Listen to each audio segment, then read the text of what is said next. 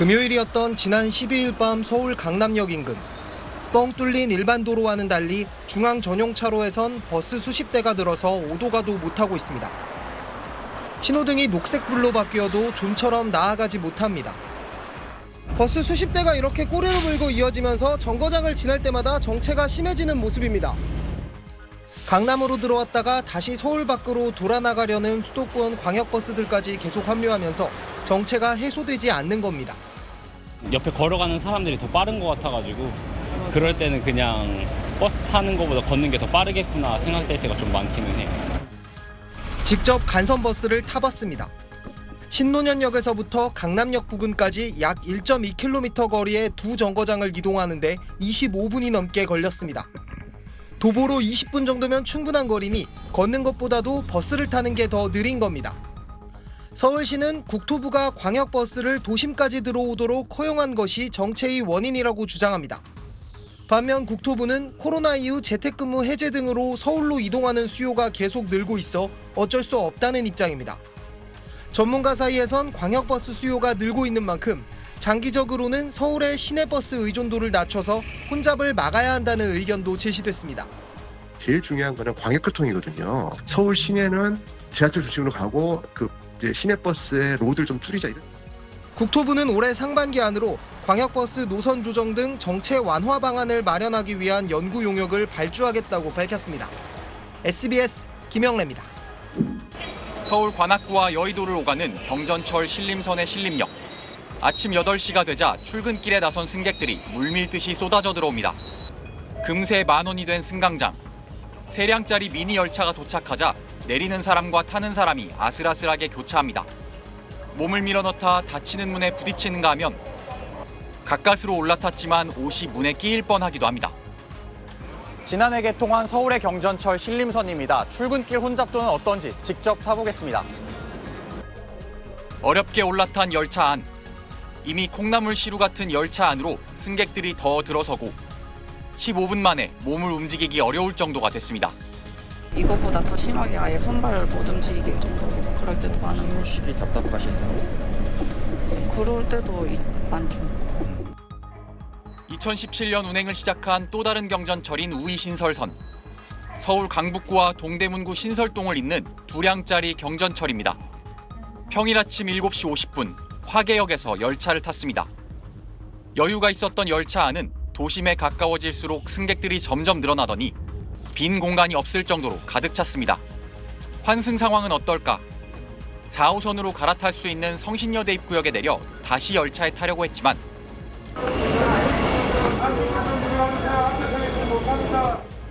전동차에 발을 넣기가 쉽지 않습니다.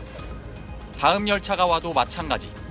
출근 시간 정도 되면 막 숨을 못 쉴 정도로 사람이 너무 꽉꽉 막혀요. 환승역 같은 데서는 사람이 우르르 다 내리고 또 한꺼번에 우르르 타고. 두 경전철의 하루 평균 이용객은 각각 85,000명 안팎. 매일같이 숨막히는 출퇴근길이 이어지고 있습니다. 네, 이 내용 취재한 사회부 박재현 기자와 얘기 나눠보겠습니다. 네, 직접 전철들 타봤잖아요. 실제로 얼마나 혼잡하던가요? 네, 보통 열차 안 좌석에 앉을 수 있는 사람의 3배, 그러니까 160명 안팎을 열차의 정원으로 보는데요. 이보다 많은 사람이 있으면 혼잡도가 100%를 넘는다고 표현합니다. 지난해 기준 출근 시간대 서울 주요 지하철의 혼잡도를 한번 보면요. 1호선과 2호선이 만나는 신도림역이 최대 130%, 그다음에 5호선과 8호선이 만나는 천호역이 134%를 기록했습니다. 그런데 우이신설선과 신림선 주요역의 혼잡도는 이보다 더 높습니다. 먼저 우이신설선 정릉역은 평균 혼잡도가 154%에 달합니다. 바로 전역인 북한산 보국문역도 136%였습니다. 신림선의 경우는요, 서울지방병무청역이 147%로 가장 높고 당곡역과 보라매병원역이 144, 136%로 각각 뒤를 이었습니다. 네, 사람이 너무 많아서 굉장히 위험해 보였는데요. 사고가 나지 않을까 걱정입니다. 안전대책은 마련돼 있는 겁니까? 네, 이 김포 골드라인처럼 2~3량짜리 미니 열차인데다가 이 무인으로 운영되고 있어서 안전사고 우려가 끊이지 않습니다. 운영사 측에서는 출퇴근 시간대에 주요 역마다 2~3명 정도의 안전요원을 배치해서 승객들을 분산 배치하고 있습니다. 그다음에 혼잡 시간대 배차 간격 축소도 추가로 검토한다는 방침입니다. 하지만 신림선 개통 당시만 해도 이용객 수가 지금보다 30% 적었는데 경전철을 따라서 덩달아 탑승 수요가 늘고 있어서 그야말로 임시 방편에 불과한 실정입니다. 네, 지금까지 사회부 박재현 기자와 얘기 나눠봤습니다. 네, 이곳 김포공항역은 고촌이나 풍무, 걸포 등에서 서울로 출퇴근하는 직장인들이 김포 골드라인을 타기 위해 이용하는 지하철역입니다. 조금 전까지만 해도 발 디딜 틈이 없을 정도로 직장인들이 정말 많이 몰렸는데 금요일 퇴근길이라 그런지 지금은 다소 나아진 상황입니다. 하지만 출퇴근 시간대는 숨쉬기 힘들 정도의 승객 과밀로 특히 악명이 높은데요.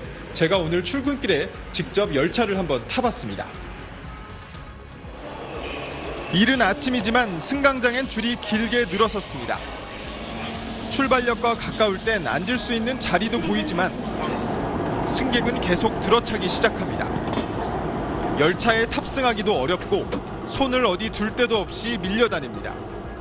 열차 안으로 항상 주문 들어주시기 바랍니다. 많이 힘들죠. 지금 한 2량 정도밖에 안 되는데 한 량만 더 늘었으면 더 좋을 것 같긴 해요.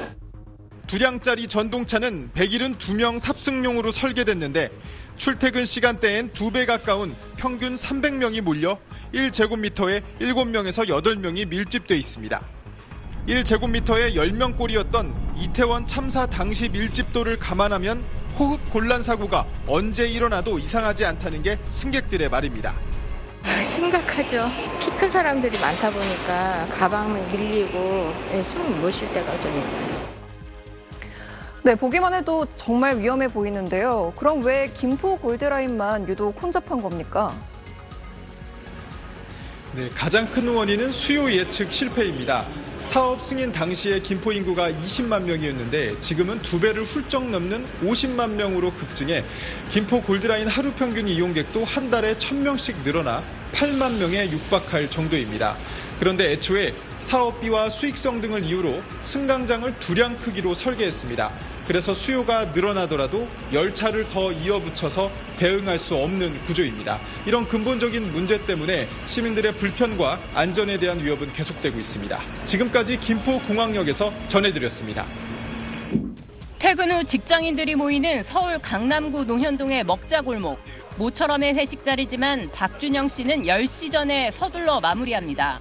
예전에는 보통 한 11시에서 11시 반까지는 먹었는데 요즘은 양해를 구해서 일찍 시작해서 한 9시 반 정도에 끝내서 집에 가려고 합니다. 박 씨는 이날 버스를 타고 귀가했습니다. 지난달 1일부터 오른 택시 요금 부담 때문인데 박 씨의 회사가 있는 신논현역에서 용인 수지의 집까지 24km 거리 요금을 인상 전과 후로 비교해봤습니다. 1,000원 오른 기본 요금에 심야 할증까지 더해 2배 가까이 더 나왔습니다. 버스와 지하철 등 대중교통 막차가 끊기기 전 모임을 마치는 택시 통금이란 신조어도 생겨났습니다. 부담스럽죠. 거의 1.5배 수준 가까이인 건데 심각하게는 이제 택시를 아예 안 타야겠거나 아니면 빨리 끝내고 가야 되거나 이런 생각을 하게 되죠. 요금은 올랐지만 택시 잡기가 한결 수월해졌다는 반응도 많습니다. 제가 옛날에도 이쪽 주변에 많이 왔었었는데 그때는 진짜 카카오도 안 되고 아무것도 안 됐었는데 요금 인상 전 금요일과 인상 후 같은 요일을 기점으로 택시 호출 플랫폼들의 이용자 수를 살펴본 결과 요금 인상 전달보다 8%에서 최대 22%대까지 줄었습니다. 껑충 뛴 택시 요금이 이용객 감소로 이어진 겁니다. 반면 개인 택시 부재 해제 등으로 택시 공급은 이전보다 30%가량 늘어나 당분간 택시 잡는 데는 큰 어려움이 없을 걸로 보입니다. SBS 유덕기입니다. 주말을 앞둔 금요일 밤, 야간 운행을 시작하는 법인 택시기사와 동행해봤습니다. 밤 11시가 가까워진 시각인데도 서울 강남 지역의 택시 승강장에 택시가 줄지어 서 있습니다. 기본 요금 인상 전인 지난해 말과 눈에 띄게 다른 광경입니다. 이 시간에 11시 여기 빈 택시 없죠. 손님들이 택시 잡으려고 나와 있고 콜블룬하고 핸드폰 들고 있고 그다음에 손을 들고 있고 이 시간에 저기에서 차를 대놓고 손님 기다린다는 건 상상을 못하죠. 택시 수익엔 어떤 변화가 생겼을까? 법인 택시의 경우 요금 인상 전보다 운송 수익은 4.2% 감소했고 영업 건수도 10.3% 줄었다고 합니다. 택시 요금은 큰 폭으로 올랐지만 승객이 줄어든 탓입니다. 특히 야간에 운행하는 법인 택시 기사들의 경우 식사 시간을 줄여가며 운행 시간을 늘려야 할 정도입니다. 전에 한 7시간, 8시간 일하던 걸 지금은 밥 먹는 시간을 줄여가지고 1시간, 2시간 더 일하게 되는 거고요. 반면 부재가 풀린 개인 택시의 하루 평균 운행 수입은 13% 가까이 늘어 법인 택시 업계를 중심으로 강하게 반발하고 있습니다. 코로나19 위기보다 실질적인 수입이 떨어졌는데 개인 택시 부재 해제를 한단 말입니까? 법인 택시 가동률도 30%로 요금 인상 전과 변동이 없는 상황. 요금 인상으로 법인 택시 수입이 늘어나면 떠난 기사가 되돌아올 거란 예측이 빗나간 겁니다. 요금이 일괄적으로 오르다 보니 공급과 수요 어떤 균형을 봤을 때 공급이 적은 시점에는 좀 효과가 있는 것 같은데 반대 시점에는 확실히 이용자들이 부담을 느끼는 요금대가 된 것 같긴 합니다. 당초 서울시는 요금 인상이 서비스 개선으로 이어질 걸로 기대했는데 시민은 타고 싶지만 비싸서 엄두가 안 나고 법인 택시 업계도 반기지 않는 역설이 벌어지고 있습니다. SBS 장선입니다.